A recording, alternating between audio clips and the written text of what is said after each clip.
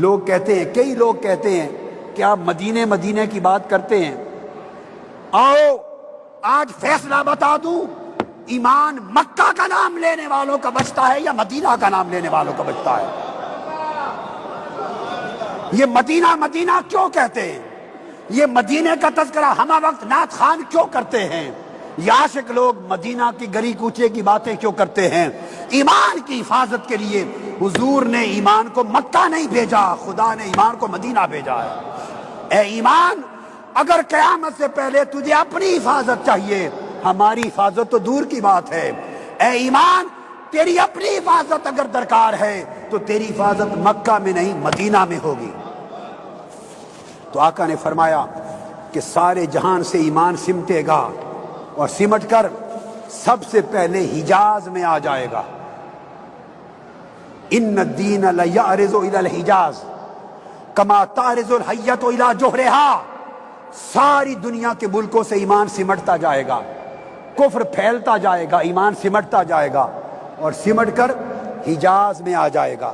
حجاز صوبہ ہے، مکہ مدینہ کا صوبہ، حجاز میں آ جائے گا، وہاں رک جائے گا۔ اب حجاز میں آ کر ایمان پوچھے گا باری تعالیٰ اب اپنی حفاظت کے لیے کہاں جاؤں؟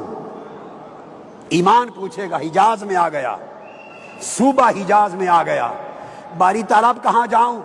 حکم ہوگا اے ایمان اب مکہ مدینہ کے درمیان چلا جا۔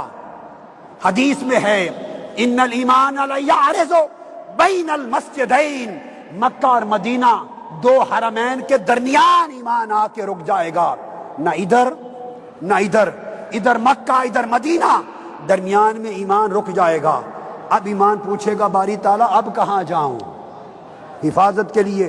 کفر پھیلتا جا رہا ہے۔ پھر فرمایا ان الایمان لیعرض الی المدینہ کما تعرض الحیۃ الی جوہرہا۔ حکم ہوگا ایمان اگر اپنی حفاظت کرنی ہے تو گنبد خضرا میں چلے جاؤ، گنبد خضرا کے شہر میں جاؤ، میرے مصطفیٰ کی مدینہ میں ایمان وہاں ہوگا۔ تو حدیث پاک ہے کہ تیسرے مرحلے میں ایمان سمٹ کر پھر مدینہ پاک آئے گا، مدینہ پاک آئے گا۔ اب ایک راز کھول دوں آج گفتگو ختم کرنے سے پہلے، یہاں تک تو آقا نے فرمایا راز نہیں بتایا، وہ مدینہ میں گنبد خضرا میں ایمان کو کیوں بلا لیں گے؟ میری بات سمجھیں، مکہ بھی بلا سکتے تھے، یہاں کیوں بلا لیں گے ایمان کی حفاظت کے لیے؟ سن لو میری بات یاد رکھنا، اس لیے کہ ساری کائنات اور پوری زمین پر فنا آئے گی قیامت پر، گنبد خضرا پہ فنا نہیں آئے گی۔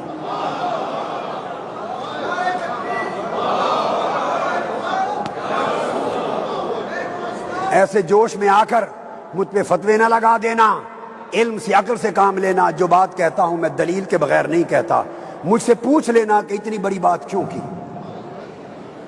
ہر شے پر فنا آ جائے گی، گنبد خضرا پہ فنا نہیں آئے گی قیامت کے دن۔ ہر شے پر قیامت بپا ہوگی، ایک گنبد خضرا پہ قیامت نہیں ہوگی۔ اب آپ کہیں گے کیوں، یہ کیا بات کہہ دی؟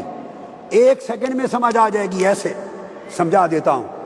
آقا علیہ السلام نے فرمایا، صحیح بخاری اور صحیح مسلم متفق علیہ، میں متفق علیہ سے نکلا ہی نہیں باہر، میں بخاری مسلم سے باہر نکلا ہی نہیں۔ آقا نے فرمایا ما بین بیتی و منبری روضۃ من ریاض الجنہ، فرمایا ما بین قبری، دو حدیثیں ہیں، و منبری روضۃ من ریاض الجنہ، میرا حجرہ میری عائشہ کا حجرہ جہاں میرا مزار اقدس اور گنبد خضرا ہے، اس دیوار سے لے کر میرے منبر تک یہ سارا خطہ اس دنیا کا نہیں، یہ جنت کا باغ ہے، روضۃ من ریاض الجنہ، اس لیے اس کو ریاض الجنہ کہتے ہیں۔ یہ اس زمین کا حصہ ہی نہیں ہے، یہ جنت کا حصہ ہے۔ حضور کے حجرہ اور گنبد خضرا کی دیوار سے لے کر منبر نبوی تک یہ سارا خطہ جنت کے باغات میں سے ایک باغ ہے۔ لوگوں، قیامت زمین پر آئے گی، جنت پر نہیں آئے گی، اس لیے کہ جب قیامت ختم ہوگی تو تبھی تو آپ جنت میں جائیں گے۔ اگر جنت فنا ہو گئی ہوتی تو جاتے کہاں؟ اگر جنت فنا ہو جاتی تو پھر جاتے کہاں؟ ہاں، جو حضور کی محبت سے معروم ہو گئے ان کی جنت فنا ہو گئی۔ جنت پہ فنا نہیں آئے گی، جنت کے دروازے کھلیں گے عاشقوں کے لیے، غلاموں کے لیے، مومنوں مسلمانوں کے لیے۔ تو آقا نے فرمایا میرے گھر سے لے کر میرے منبر تک یہ سارا خطہ جنت کا باغ ہے۔ تو جب قیامت آئے گی تو فنا آئے گی، اور ہر شے پہ فنا آئے گی، جنت پہ نہیں آئے گی۔ سو قیامت کے وقت زمین فنا کر دی جائے گی، یہ خطہ گنبد خضرا سے منبر مصطفیٰ تک یہ اٹھا کر واپس جنت میں رکھ دیا جائے گا۔ چونکہ یہ خطہ جنت میں رکھ دیا جائے گا، فنا نہ ہوگی، اس لیے اللہ نے کہا اے ایمان اگر تو اپنی حفاظت چاہتا ہے تو گنبد خضرا میں چل، کہ ہر شے فنا ہونے والی ہے، گنبد خضرا فنا نہیں ہونے والا۔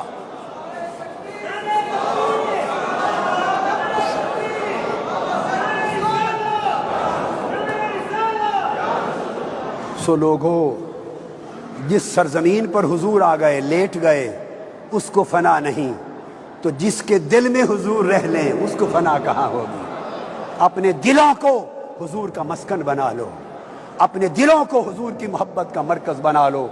جس ذوق و شوق سے آج ایک سمندر، ٹھاٹھے مارتا ہوا سمندر نیو جرسی، نیو یارک کی سرزمین پر میں دیکھ رہا ہوں، میری دعا ہے خدا ان کی محبت کو سلامت رکھنا، میرے مولا ان کی محبت کو سلامت رکھنا، ان کی محبت میں وفا ڈال دے، ان کی محبت میں اپنی اطاعت اور اتباع ڈال دے، ان کی محبت میں اپنی موافقت ڈال دے، انہیں وہ محبت دے جو بلال کو عطا کی تھی۔ جب حضرت بلال کی موت آئی، وفات کا وقت آیا، وفات کا، حضرت بلال رضی اللہ تعالیٰ عنہ تو ہنسنے لگے۔ وفات سے پہلے ان کی زوجہ اور بچوں نے کہا واہ زنا، ہائے بلال آپ کی وفات ہونے لگی، ہائے بلال آپ کی وفات ہونے لگی۔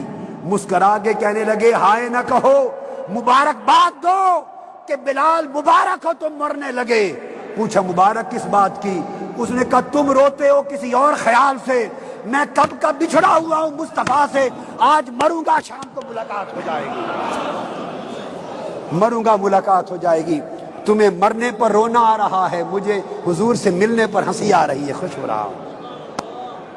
تو آقا علیہ السلام سے محبت کو زندہ کرو، محبت کے کلچر کو زندہ کرو، اور محبت کو اتباع کے ساتھ جوائن کرو، اطاعت کے ساتھ جوائن کرو۔ ہر شخص عہد کرے کہ آج کے بعد نماز پنجگانہ نہ چھوٹے، حضور کی موافقت ہے، ہاتھ وعدہ کریں، یہ سبق لے کر جائیں مجھ سے، پنجگانہ نماز ترک نہ ہو، نہیں ہاتھ کھڑا کر دیں، مجھے خوش کر کے بھیجیں، خوش کر کے بھیجیں۔ تمہاری جبینیں سجدے میں چکے، نماز کی پابندی ہو، روزے کی پابندی ہو، حلال اور حرام کی پابندی ہو، اور وضو کے ساتھ رہو، اور حضور کی محبت میں رہو، اور اللہ کی عبادت میں رہو، اور غیبت نہ کرو، گالی گلوچ نہ دو۔